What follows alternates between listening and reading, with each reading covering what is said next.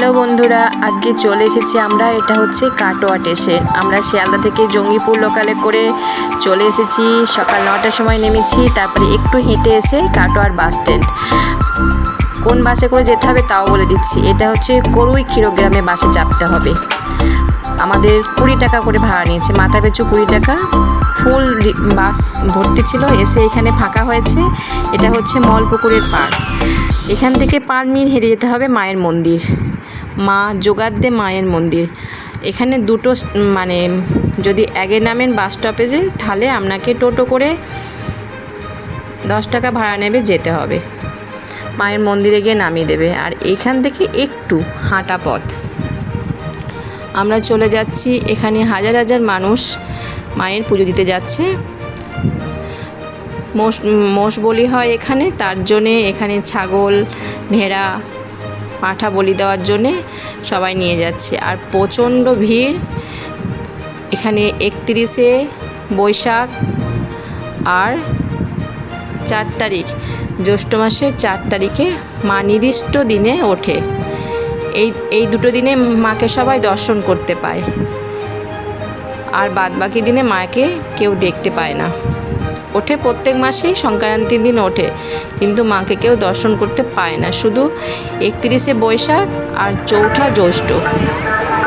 আমরা পুজোর লাইনে ছিলাম, এসে আমরা পুজো দিয়েছি লম্বা লাইনে। পুজো দিয়ে এই মাকে দর্শন করব। মা হচ্ছে কোষ্ঠী পাথরে দশভুজা, অপরূপ সৌন্দর্য। আর তারপরে আমরা পুজো দিয়ে চলে এলাম মায়ের খুদুন দিঘির ঘাট। এই দিঘিটা অনেকটা বড়। এই যে মায়ের মন্দিরটা দেখছেন, এখানে মা সারা বছর এই জলের তলায় থাকে। 31শে মার্চ আর 4ঠা জ্যৈষ্ঠ ওঠে, বাদবাকি দিনে ওঠে, কিন্তু কেউ দর্শন পায় না। তারপর আরেকটা মন্দির আছে, আমি পরে এসে আবার দেখাচ্ছি।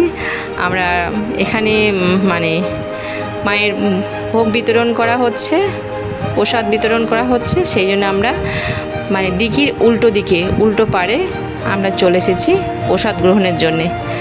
আমরা প্রসাদ গ্রহণ করিনি, তারপরে আমরা সব আপনাদের এখানে ঘুরে দেখাবো। খুব ভালো লাগবে, আজকের ব্লগটা ভীষণ ভালো লাগবে, দেখবেন।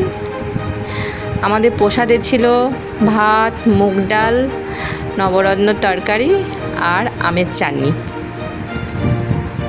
প্রচণ্ড গরম, কিন্তু খুব ভালো ব্যবস্থা ছিল।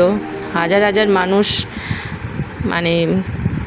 এখানে ভোগ গ্রহণ করছে।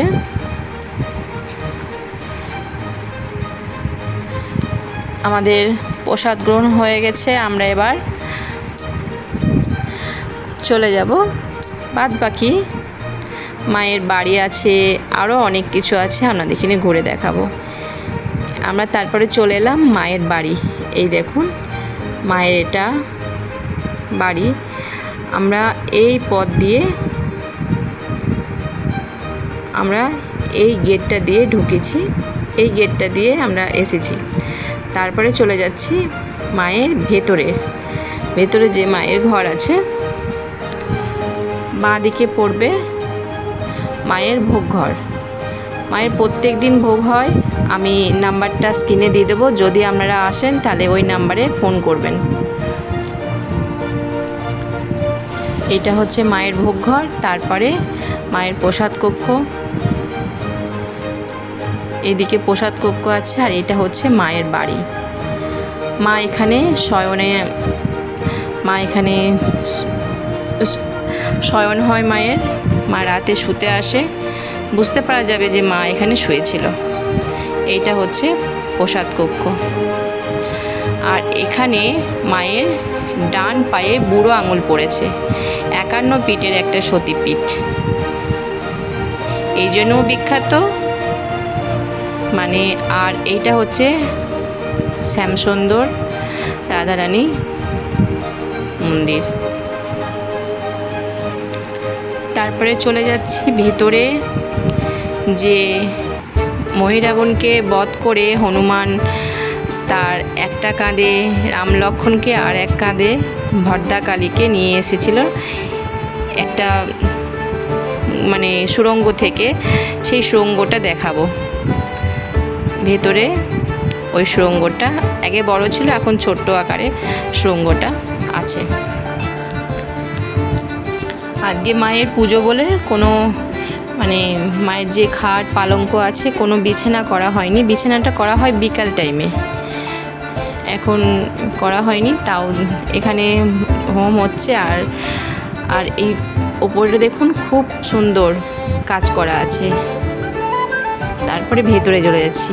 এই দেখুন এইখানে মায়ের নিচেতে ছোট্ট গুহার মতো আছে, এই দিকে মাকে নিয়ে এসেছিলেন।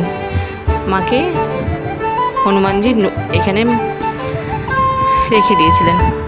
তারপর আমরা বেরিয়ে চলে আসছি, পুরো মায়ের বাড়িটা ঘুরে দেখাচ্ছি।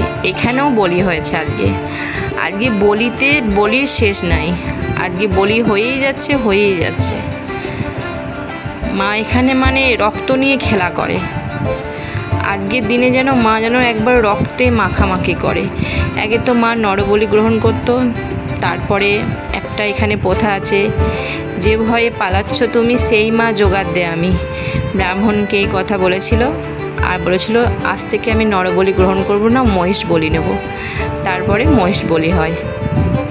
মহিষ বলি, ছাগল আর ভেড়ার পাঁঠা বলি হয় এখানে। তারপরে আমরা চলে আসছি মায়ের দর্শন করে।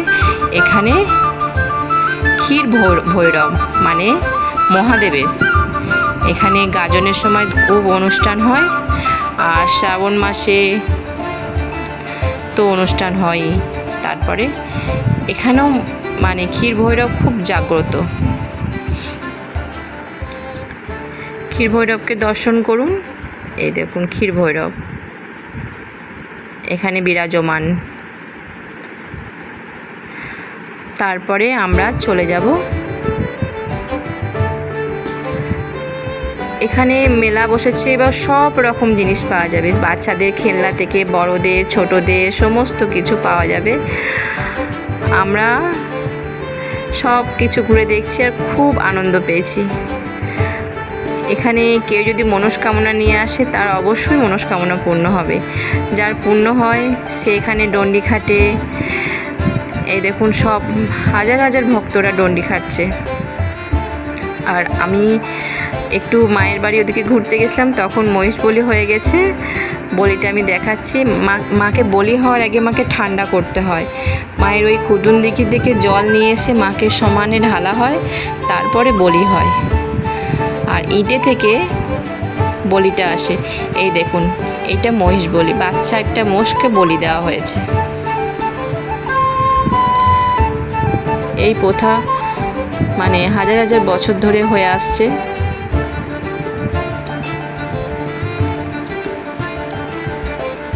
আর এই গাড়িটায় করে, কাঠের গাড়িটায় করে মা আবার জলে চলে যায়। এই গাড়িতে কারো যদি মনস্কামনা থাকে সে এখানে লিখে দিচ্ছে, পাথরে করে ইয়েতে করে লিখে দিচ্ছে, পাথরে বা মাটির কোনো জিনিসে করে তার মনস্কামনা লিখে দিচ্ছে। হাজার হাজার মানুষ সব ডন্ডি খাটছে। কুদুন দিঘি থেকে স্নান করে সে ডন্ডি খাটতে খাটতে আসছে। আর এইটা হচ্ছে মা কালী মন্দির যাওয়ার পথেই পড়ছে।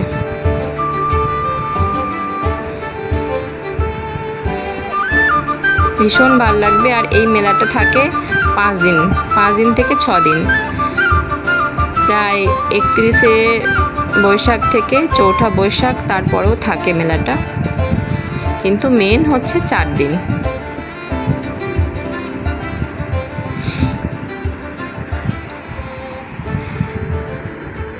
আর আপনারা যদি অন্য টাইমেও আসে, অন্য টাইমে যে প্রসাদের নাম্বারটা আমি দেব সেই নাম্বারটায় আপনারা ফোন করবেন।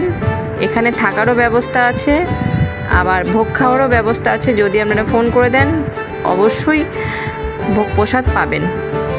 আর এখানে আসতে গেলে 2 রকম করে আসা হয়। যদি হাওড়া থেকে আসেন তাহলে বর্ধমানে নামতে পারেন। বর্ধমান লোকালে কৈচর স্টেশনে নামতে হবে, ওখান থেকে টোটো করে 10 টাকা নেবে।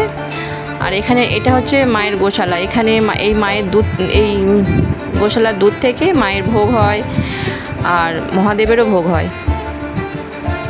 আর শিয়ালদা থেকে আসতে গেলে শিয়ালদার জঙ্গিপুর লোকাল, আরও অনেক আছে, ট্রেন আছে কাটোয়া লোকাল। শিয়ালদা কাটোয়া লোকাল এলে পারে কাটোয়া স্টেশনে নেমে ওখান থেকে বাস ধরে আপনাকে ক্ষীরগ্রামে মলপুকুরে পাড় বা ক্ষীরগ্রাম বাস স্টপেজ নামতে হবে। ওখান থেকে টোটো করে মায়ের মন্দিরে আসবেন। আসা খুব সহজ, বলে দিলাম। এবার এটা হচ্ছে নান মন্দির। এই নান মন্দিরে হাজার হাজার ভক্তরা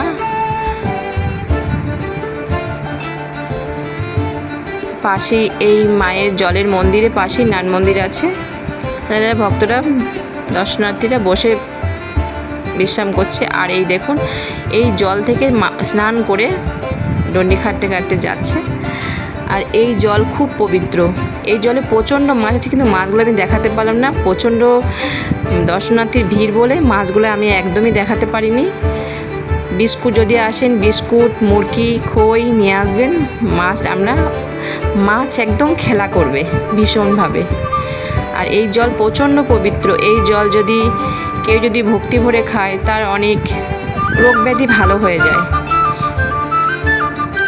এই দেখুন এইটা নান মন্দির, এইটাই সবাই বিশ্রাম করছে। আর এখানে আরেকটা মন্দির আছে। এই মূর্তিটি দাইহাটের নবীন ভাস্কর, বর্ধমানের জমিদার নবীন ভাস্করকে দিয়ে বানিয়েছিলেন এই মূর্তিটা। এই মূর্তিটা যখন দিঘি সংরক্ষণ করা হয় তখনই এই মূর্তিটা পাওয়া যায়। এই মূর্তিটা যখন পাওয়া যায় তারপরে এইখানে গ্রামবাসীদের অর্থের সাহায্যে এই মন্দিরটি গড়ে ওঠে। আর এই মন্দিরটি 12 মাস পুজো হয়। আপনারা যদি কোনো অন্য টাইমেও আসেন তাহলে এই মায়ের দর্শন পাবে বা পুজো হবে, পুজো দিতে পারবেন, কোনো অসুবিধা হবে না। এই দেখুন আর একটু ভালো করে আমি দেখাচ্ছি। তারপরে এই দেখুন এখানে পুজোর সময় তো ডালা অবশ্যই পাবেন, কিন্তু অন্য টাইমে এলেও এখানে 12 মাস ফুল ডালা অবশ্যই পাবেন। আর একবার মায়ের মন্দিরটা আমি দর্শন করিয়ে দিচ্ছি। প্রচণ্ড ভিড়, কষ্ট করে আমাকে ভিডিওটা করতে হয়েছে। আশা করি সবাই লাইক, শেয়ার আর সাবস্ক্রাইব করবেন, তাহলে খুব ভালো লাগবে। তারপরে চলে এলাম আমরা ধামাচি পুকুর পাড়, যেখানে মা শাঁখা পড়েছিলেন। এক শাঁখারি যাচ্ছিল, মায়ের শাঁখা পড়তে খুব ইচ্ছা হয়েছিল। তখন শাঁখা পড়ার পর বলছে পয়সা, তখন বলছে ওখানে যে যোগাদে মায়ের পুরোহিত আছে ওনাকে বলবেন আমার 5 টাকা কলঙ্গায় রাখা আছে, 5 পয়সা রাখা আছে, উনি দিয়ে দেবেন, ওনার মেয়ে আমি। তখন ব্রাহ্মণকে গিয়ে যখন বলছে তখন বলছে আমার তো কোনো কন্যা সন্তান নেই। তখন বলছে চলো আমাকে নিয়ে চলো পুকুরের পাড়ে। তখন মা 2 হাত দিয়ে শাঁখা পড়া হাতে দেখা দিয়েছিলেন। এইটা হচ্ছে সেই দিঘির পাড়। আর সেই বংশধররা প্রত্যেক পুজোর আগেই মাকে শাঁখা পড়ান। দিঘিটা অনেকটা বড়। ধামাচি পুকুর পাড়, নাম হচ্ছে ধামাচি পুকুর পাড়। ধামাচি পুকুর পাড়েই একটা হনুমানজির মন্দির আছে, খুব সুন্দর।